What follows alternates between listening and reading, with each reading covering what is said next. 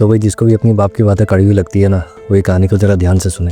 गांव के छोटे से मोहल्ले में एक साधारण परिवार रहता था। पिता दिन रात मेहनत करके मिट्टी की बहुत खूबसूरत मूर्तियां बनाया करते थे। भले ही उनके चेहरे पर पसीने की धार बहती रहती थी, पर जब मूर्ति के चेहरे पर मुस्कान उभरती थी तो उनकी आंख चमक उठती थी। उनका एक छोटा बेटा अर्जुन हमेशा पिताजी के बगल में बैठकर उनको देखता रहता था। उसकी आंखों में भी वही सपना पलने लगा, मैं भी अपने पिता की तरह खूबसूरत मूर्तियां बनाऊंगा। धीरे धीरे अर्जुन ने मिट्टी को छूना शुरू किया। वो छोटी छोटी मूर्तियां बनाने लगा। पहली बार जब उसने अपनी मूर्तियां पिता को दिखाई तो पिताजी ने ध्यान से देखा, चेहरे पर मुस्कुराहट आई, लेकिन अगले ही पल बोले, अर्जुन मूर्ति सुंदर तो है, लेकिन इसमें ये थोड़ी गलती है, इसे जरा ठीक करो।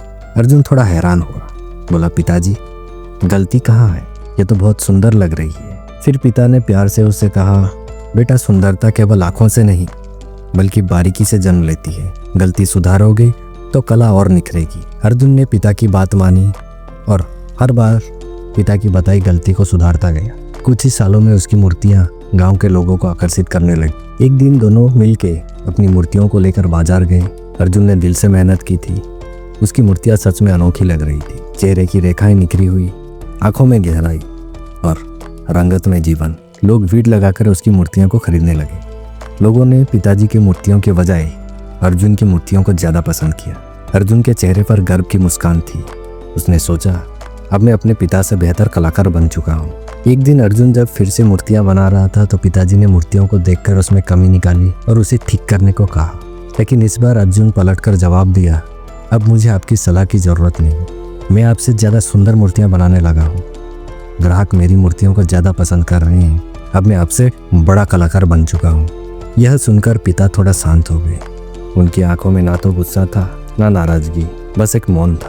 कुछ दिन तक तो अर्जुन की मूर्तियां बहुत बिकी, लेकिन धीरे धीरे फिर लोग शिकायत करने लगे और उसकी बिक्री भी कम होने लगी।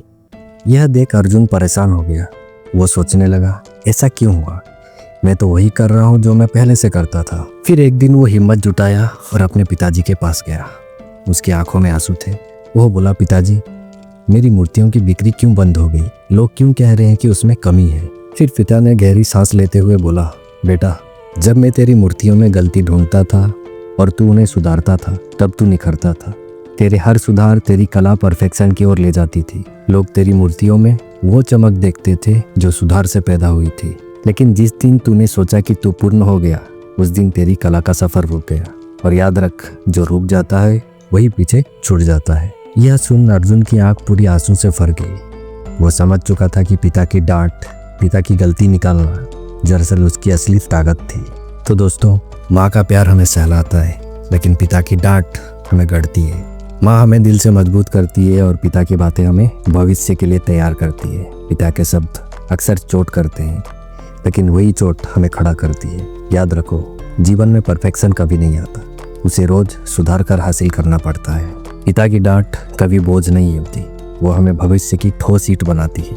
अगर आपके पिता आपको डांटते हैं, आपकी गलतियां निकालते हैं, तो खुदा का शुक्र मानो यारो, तुम एक बहुत अच्छे इंसान बनने के लिए तैयार हो रहे हो। माँ हमें जन्म देती है, लेकिन पिता हमें गढ़ता है। मिट्टी की तरह हर चोट हमें परफेक्ट बनाती है।